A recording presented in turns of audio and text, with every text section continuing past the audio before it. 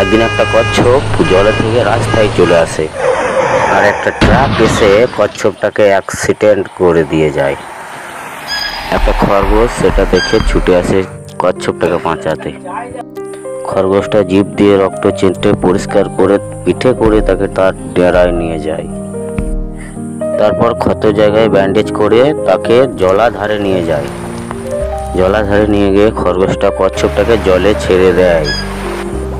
একদিন হঠাৎ করে মেঘ থেকে বিদ্যুৎ চমকায় এবং বৃষ্টি পড়তে লাগে। প্রচুর পরিমাণে বৃষ্টি হয়।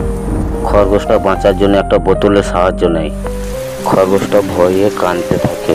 এমন সময় একটা বড় কচ্ছপ চলে আসে এবং খরগোশটাকে পিঠে করে নিয়ে গিয়ে পাড়ে নিয়ে যায়।